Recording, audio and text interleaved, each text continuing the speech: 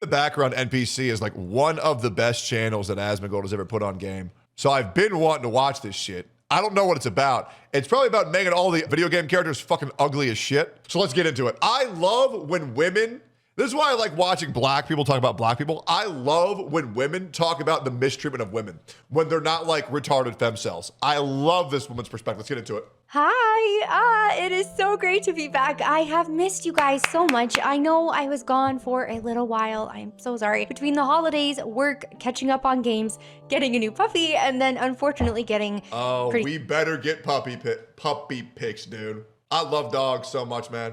I got Mango, bless his heart. Editor, put a cute photo of Mango right here. Oh man, I love it. It really does change your life. Sick, it has been a lot, but I am doing well now, and I can Amazing. touch more on all of that at the end. But first, we have to catch up on everything that has happened while I was gone. Well, Claire Obscure had a massive sweep at the Game Awards at the end of last year, and we also witnessed the trailer drop for the new Divinity game from Larian. We saw not one, which looks crazy, by the way. As a huge fan of Divinity myself, I can't wait to play this. I still need to beat Baldur's Gate 3, though. I don't know why I can beat Divinity 1 and Divinity Original Sin 2, like, so many times, but I can't beat Baldur's Gate 3 a single time. Not 2, but 3 versions of Lara Croft get introduced. We learned that it is Yeah, I also, like, dude, I don't understand what they were thinking by making Lara Croft's new boobs, like, so fucking small. Like, her whole gimmick is that she had large triangle jugs, and then they just took them away for fun. Like, what the fuck are we doing, man? Like, it's not that I need women to have huge boobs, but like, that was like her whole gimmick. Her whole gimmick was having huge fucking jugs. We learned that it is totally okay and even encouraged for devs to give feedback on how to make a character hotter, as long as it's Leon Kennedy and as long as the devs are women. A game called Code Violet came out as a PS5 exclusive. There's nothing wrong with you wanting your characters to be hot. It's called fantasy for a reason. You want to feel like you're these characters. You want to feel like you're sexually attractive. That is the whole point of fantasy games. Why, you ask? Because the devs said they did not want PC modders to turn it into a Gooner game. Well, given the game's poor... Everything is a Gooner game if you try hard enough, man. Okay? It straight up. Okay? And here's the other thing. The reverse happens. It's like the Streisand effect. The more like conserved video game developers make a character, you're just incentivizing R34 artists to do the work for you. You are, bro. Hey, it's the truth. Reception. I bet they wish the Gooners were here now. We also got new Fable news, and while I am still... The Fable game breaks my heart, bro. I love this series so much, but this looks so trash. And I'm going to play the whole fucking thing. I'm going to play the whole fucking thing and give it an honest review. As a huge Fable fan. A huge Fable... I would argue... out of every streamer on this platform, no one loves Fable more than me. This game gave me comfort when my house was burnt down. I had Fable 3 and I had Skylanders. I fucking love this game. So good. I'm praying to God it's not as fucked up as I think it's gonna be. I'm not 100% sold on this one. I will at least say the world looks very whimsical. It gives a lot of Hogwarts Legacy vibes. Sure, I like the Mushroom Village, and I like the fact how if you kill that giant, his dead corpse just lays on the ground and like increases or decreases property value. Like, that's cool, that's immersive, but I have a feeling that's an exception, not the rule. Editor, cut that out. I want everybody hearing me sneeze. Also, I think this shit looks good. People games, Knight's Path and 1348 X Photo both dropped trailers, and these two games pretty much perfectly sum up the state of the discourse in the industry right now. And then finally, there's Highguard, which launched and managed to break almost 100,000 concurrent players. And now, just yesterday, it almost broke 100 players. Fortunately, it has now lost about 90% of those players and is sitting at like 20,000 mostly negative reviews on Steam. And while everyone is mad at Jeff Keighley for promoting this game, I am more concerned about Jeff himself. He was the sole marketer for this game. Sure. Basically the only one. What do they have on him? Yep. Anyway, the start to 2026 has been a lot, so let's dive in. I was late night scrolling through Twitter last week when I came across a post of this cutie. It turns out she is a romanceable character for the upcoming game Knight's Path, and I thought that was a real human being. What the fuck?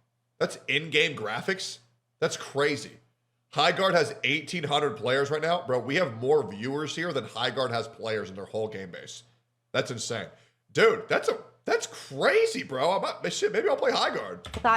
Sorry, Knight's Path. I'm not playing Highguard. Oh, wow. She's really pretty. That was it. That was my whole thought. And I was about to keep scrolling, but then I remembered. That's not allowed. Not around here, partner. Not around here. Wait a minute. Nice looking women? Why aren't they fat lesbians? Off with their heads! Like clockwork, I checked the replies, and there it is. Gooner bait, incel game, and I just have to ask, have we really fallen this far? Yes. Have we gotten so used to yes, and we will fall further. unattractive female characters that look like they were generated by an AI trained on solely mugshots that now a woman with a normal, pretty face is considered gooner bait? I would like to add, it is literally just her face. The picture is from the neck up. She is just standing there, minding her own business. Women exist. Community. She's literally appealing to the male gaze, gooner bait. It's like she's having sex right in front of me. Okay, dude. Prettily. And the horny police say straight to jail. But honestly, I was so proud of the devs for sticking to their guns amid the backlash. This art direction came directly from a poll that they had run previously with their audience, and they followed through wholeheartedly. But then came the thing that really set people off. Someone asked if there would be representation in the game. And the devs did the unthinkable. And I realized in that moment that it would not have mattered how they said it or what exactly it was that they said. The problem was always going to be, oh my God, I never saw this. I hope you have LGBTQ representation. We care about gaming and fun, not modern agendas. Boys, hey, I'm pre-ordering that shit day one. That they said no. And you know what? Good for them. Yep. Because if this industry is going to course correct, we need devs who can say no without fear. Yep. The pendulum has just got to swing. Swing back. This is what it looks like. We need devs that are solely focused. And you know what's really scary right now, guys? The pendulum was almost fully swung back to normal. We're swinging back to woke. And I can feel it coming every day. And I am trying my fucking hardest every goddamn stream to just merely talk and express myself like a normal human fucking being.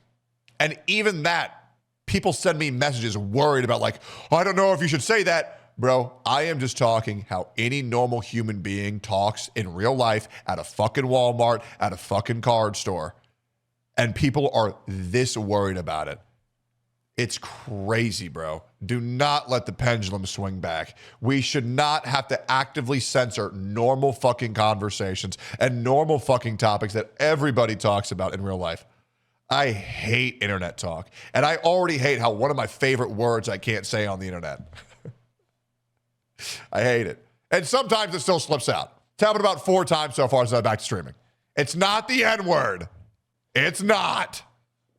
Okay, Jesus. On the story that they want to tell and something that they are truly passionate about. Rather than trying to cater to the modern audience or make something for everyone, we need devs who aren't bending over to appease journalists or loud Twitter activists, devs who are not using their Steam page solely as a LinkedIn diversity statement. Knight's Path is a game that knows exactly who it's for, and it is building for them. And it turns out actually a lot of gamers because they are already at 200,000 wish lists, including me, and you may or may I'm gonna play the fuck out of that, man.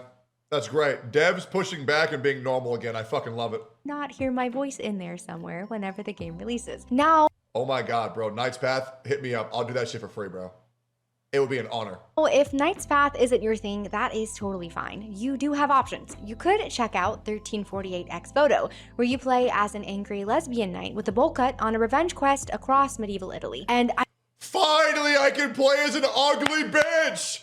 Yes, dude. I wonder why gacha games don't release banner characters with just ugly fucking fat lesbians. I wonder why they don't do that. Holy shit. At least China has a brain in that fucking noggin of theirs. I do say this genuinely, that is one of the most unique, yet also not unique pitches I've heard in a long time. Why does she suspiciously look like Bella Ramsey? I don't know. The game also features Jennifer English, though, who I love so much, and I think she is so talented. But I don't know who that is. I will be honest with you.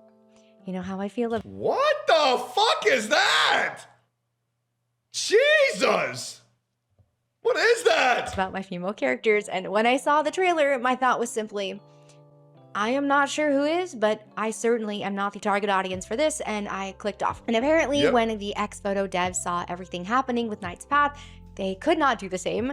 They hopped into the discourse with a snarky modern agenda tweet of their own, and journalists immediately materialized to defend them. Here is what is so funny to me.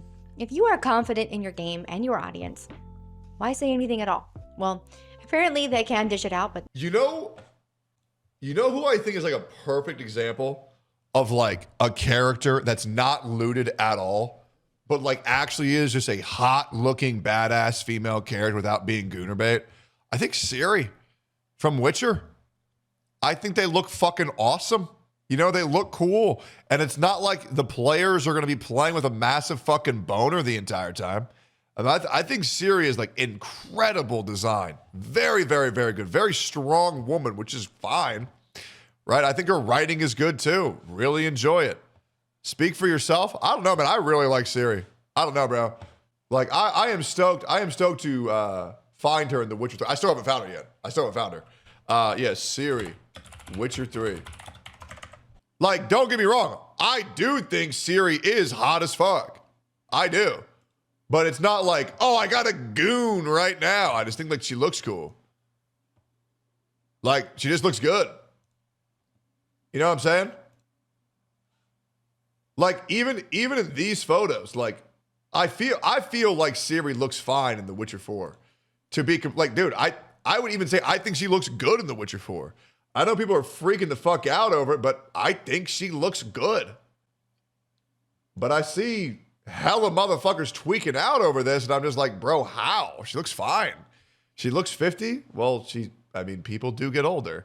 And I think the reason why she probably looks 50 to you is because she's become a full adult now. She's older, and she has white hair. I think she looks great, my opinion. In Witcher 4, she looks like she's older, lol, not woke. Yeah, no, that's exactly what I think as well. But we'll see how it looks when the full gameplay footage comes out. But for right now, I'm not worried about Witcher 4 at all. I'm not. Not take it, because they have now closed their Steam discussion boards. Very knight-like, very chivalrous.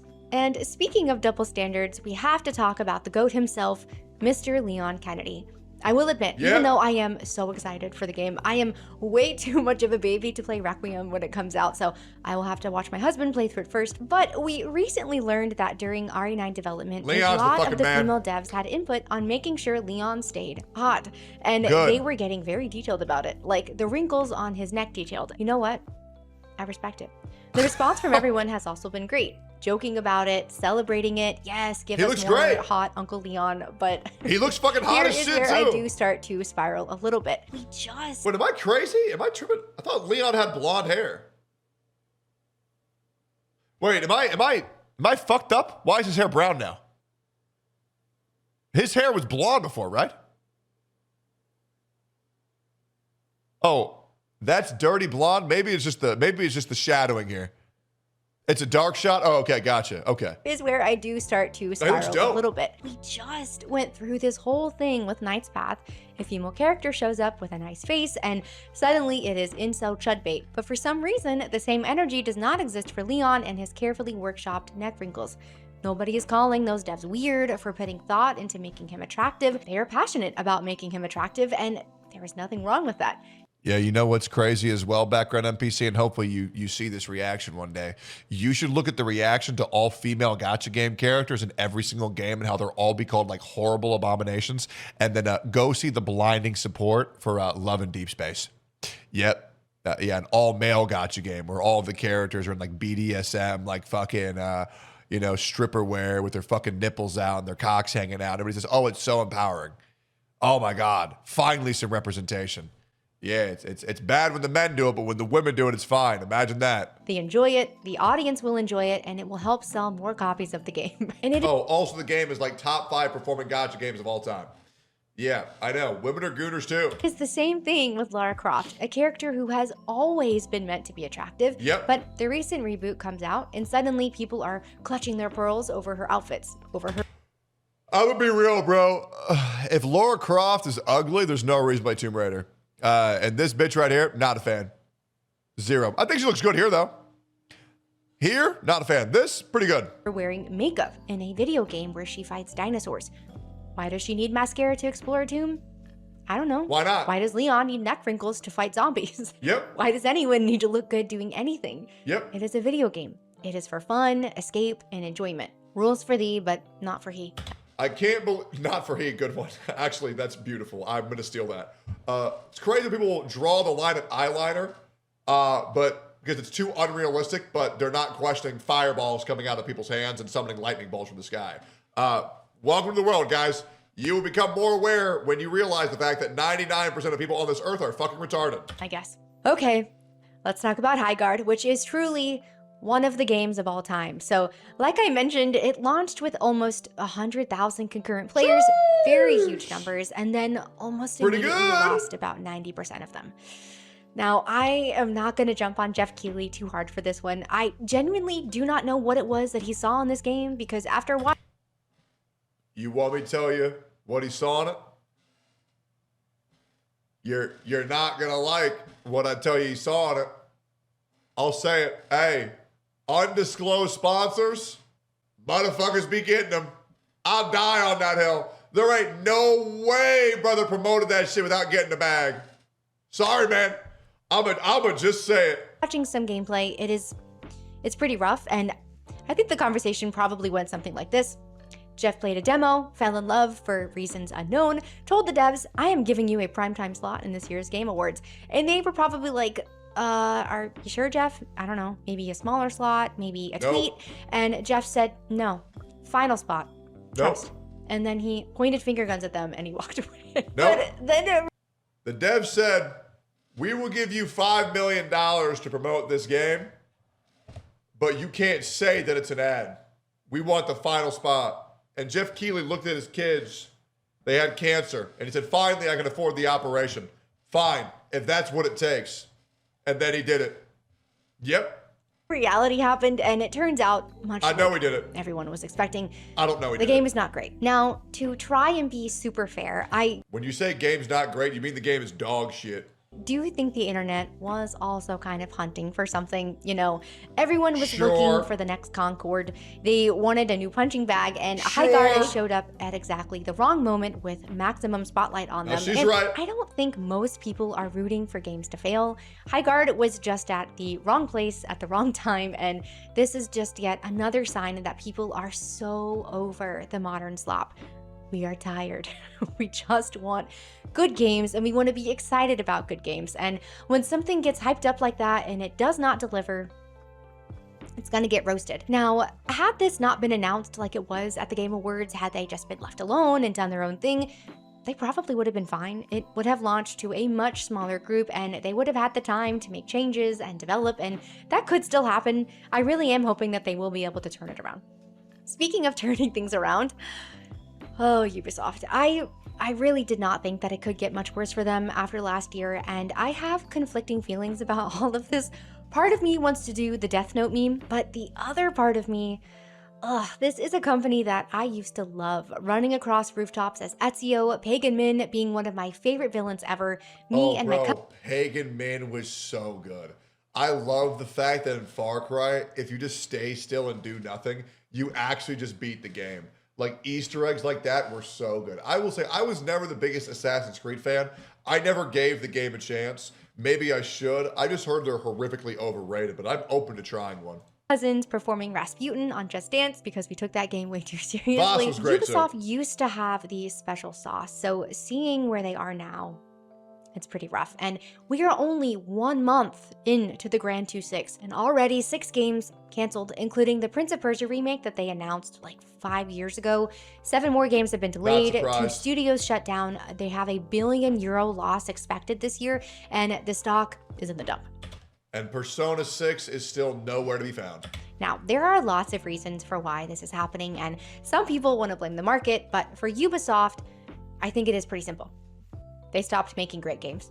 And that is a crazy take, I know, but clearly their priorities shifted to monetization models, internal HR initiatives, consulting firms telling them what modern players really want, and then just picking fights with their own audience base. Do you remember when their subscriptions guy said that players need to get comfortable not owning their own games? Not how do we make games that people will love? But how do we extract maximum value from people that we don't even like? Yep. And when Ubisoft's games underperform, do they reflect? It's crazy, right? Nope. Outlaws undersold, they blamed Star Wars. Shadows got backlash, they called it a battle that they fought and won. A battle with their own customers. And their plan to fix things moving forward, more empty open worlds, more live service. The same exact formula that got them here, which is literally the definition of insanity. What the fuck was this game called again? I can't remember what this was. This is, what is this? This is Assassin's Creed, right? And this is like Yamtaro or some shit? Assassin's Creed Shadows. Okay. How'd the game do? How'd it perform? Is it out? Yasuke? Yeah. How'd the game go? Not good. Out and shit. Okay. That's what I thought. Doing the same thing over and over, expecting different results, which I do have to point out that a character from their own game, Far Cry 3, actually quotes. So that is one side of the coin. Now, let me show you the other side. While Ubisoft is collapsing, Sven Vinka casually posts that Divinity Original Sin 2, a game from 2017, just had its best sales month since launch.